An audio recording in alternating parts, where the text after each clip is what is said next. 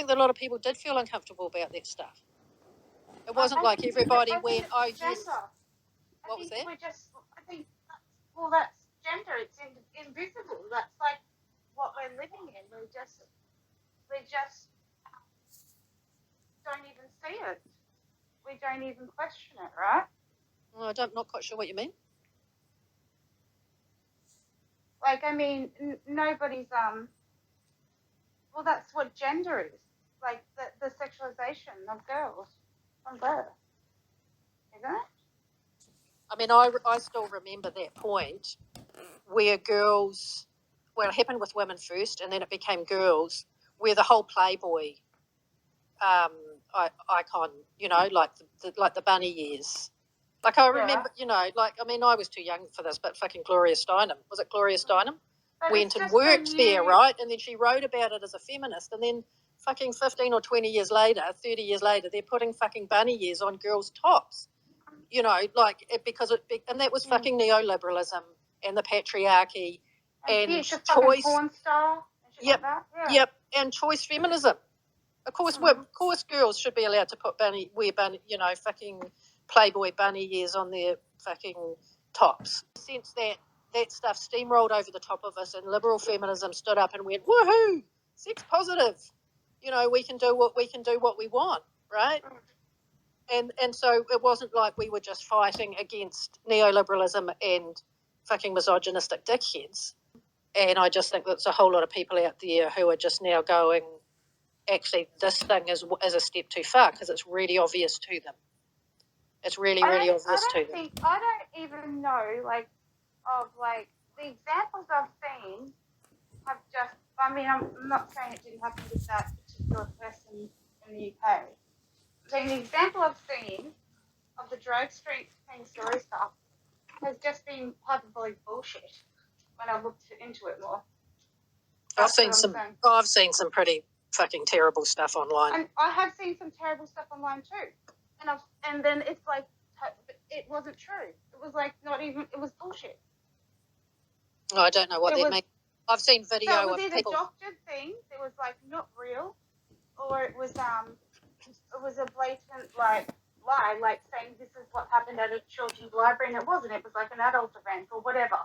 It was like a private party or something. Like it wasn't like a thing that was actually happening in libraries. Same with like the whole thing about school books and all of these books being in schools about fucking. I think we had this argument the other week, Becca, when we were saying it was an uncomfortable text, and it was about it was basically, to me, pretty much sex ed. And it talked about masturbation and stuff. Do you remember that? Yeah. And we were arguing about it. You were saying, well, you know, who's teaching that to children? Well, I'm just thinking, well, fuck, I don't want to teach my kids that, and well, someone else is doing it, right? You know, fucking hell. Yeah, I know. But my problem wasn't with sex education, though, right? No, I know, right? Right, that it's actually appropriate to teach. It's actually appropriate when you're doing it age appropriate to teach that in schools. But the person who was saying it was making up for younger children, I think, and it wasn't. Oh, and I think you had concerns about the teacher who was teaching it.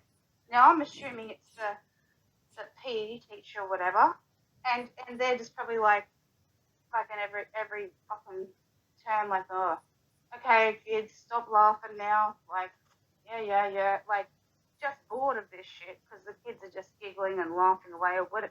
You get what I mean? Like, it's but in that context, because of the gender identity stuff, and because of the push to transgress boundaries, right? That teacher can't say anything because what text? Okay. So there was a Daily Mail. There was a Daily Mail article, right? That reprinted some material that was teaching that people were protesting about or kicking a fuss up about some sex education stuff that was being taught to kids in schools. It was unclear what ages were being taught this particular set of materials, and I think the Daily Mail was conflating a number of different things that were going on in this classroom or this school or at the issue or whatever it was. My point about it was that if you're going to teach sex education material in a context where the schools are now, I mean, a lot of the reactive right-wing stuff, alarmist stuff is, they're teaching 5-year-olds about anal sex. Right-wing stuff, alarmist stuff is, they're teaching 5-year-olds about anal sex. Teaching 5-year-olds about anal sex. Right-wing stuff, alarmist stuff. The focus should be on government and the liberalization of education, which allows pretty conservative leaning, some reactionary parent groups to exert too much influence, which allows parent groups to exert too much influence, which allows parent groups to exert too much influence. And in the meantime, things that are actually useful in order to teach girls to defend themselves, or at least to be aware enough of their own bodies in order to run or seek help if they are sexually abused. And so it takes all of that from us. It's tragic, really, but this is where we are right now. So when you talk about the liberalisation of education, are you talking about the content becoming more liberal, or are you talking about the neoliberalisation of education where they're contracting out? Well, there's outsourcing. There's a lot of outsourcing going on. Okay, and so that explains why Stonewall was able to make so much progress so quickly as well, or whoever it is, the equivalent of Stonewall. Oh, absolutely. In the schools. Absolutely. So they were able to get all that material into schools, all that teaching curriculum stuff into schools, and that was the point that I was trying to get to with Kylie in an earlier conversation. I'm sorry, Kylie, I know that sounds like I'm starting to sound like a gender critical fucking reactionary person, but it's like I'm just trying to bullet point it, because I think that stuff, that Stonewall influence has been massive, right? The thing that I'm trying to point here, like, I think we've just covered a whole lot of really important dynamics, like there's the issue of the far right and how they're manipulating things and how they're stirring up a lot of hatred. I'm not sure if this is the same instance that you were talking about, Katia, about, but there was a recording, again, it came through the Daily Mail, there was a recording of 2 teenage girls in a classroom talking with a teacher, and there was another student in that class that self-ID'd as a cat, apparently, and these 2 girls were refusing to treat this girl as if she was a cat, and so the recording is of the argument of these 2 girls with the. I'll send you a link about that. I'll send you a link with that whole story, because actually nobody identified with a cat. All that happened was that in the course of debating between the 2 girls, somebody said, if I identify as a cat or whatever.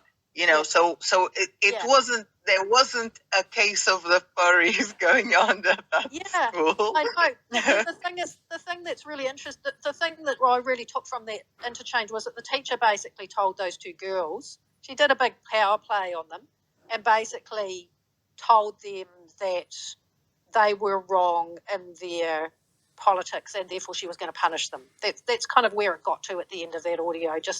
And again, I agree, it was in isolation and we didn't see the full context. I think there's a whole lot of people that understand at a gut level that there's something wrong with demolishing societal norms at such a fast pace without actually people being able to talk about it. There's something very, very wrong about that. And it's the same thread through everything, and that problem exists irrespective of what the far right is doing. But unfortunately, because the far right is involved, they do their thing and then everybody else reacts against that, and we don't actually get to talk about, okay, so under what conditions would it be appropriate for a child to identify as a cat while they're at school? I don't think there's any, I don't think so. Unless they're in early primary or they have a developmental delay or something, I don't see why it would be in any way like validated in reality. No, but it's an analogy with people saying that they're the opposite sex, right? Yeah, but I don't think that it's actually like. Please argue against me on this. I do not think that most people are actually believing people can change sex.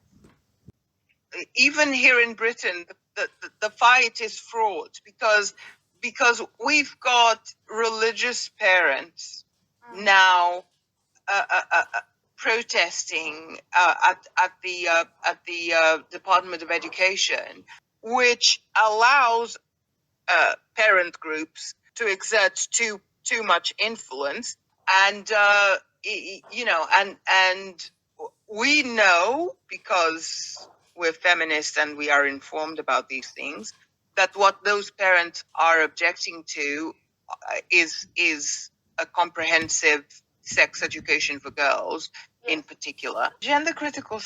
This whole issue is a headache for me, especially these days. I want a future where, like, it's cotton. What if they just taught it in school? Like, what if women start, like, what if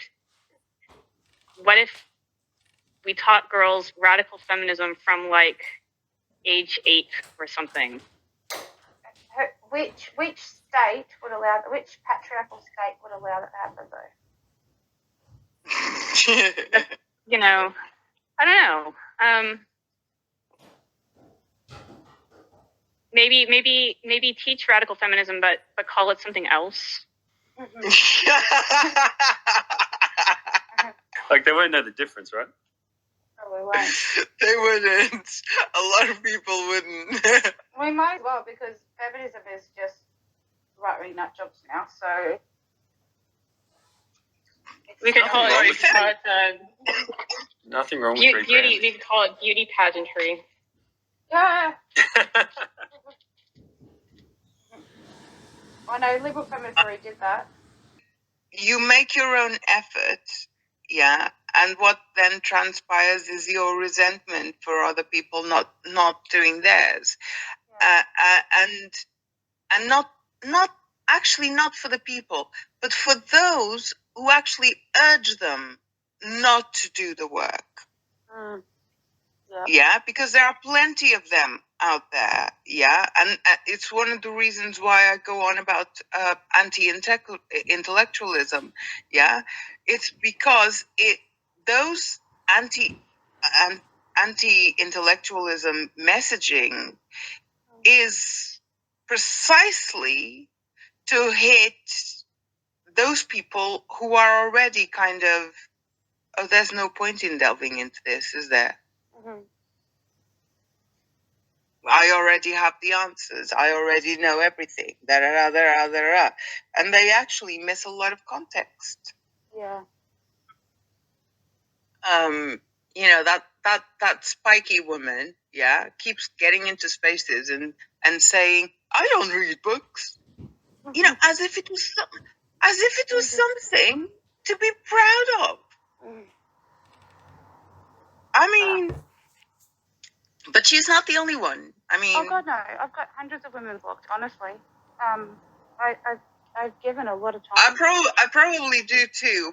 But the great clarion call, the greatest of anti-learning, anti-books, anti-whatever clarion calls come from the right.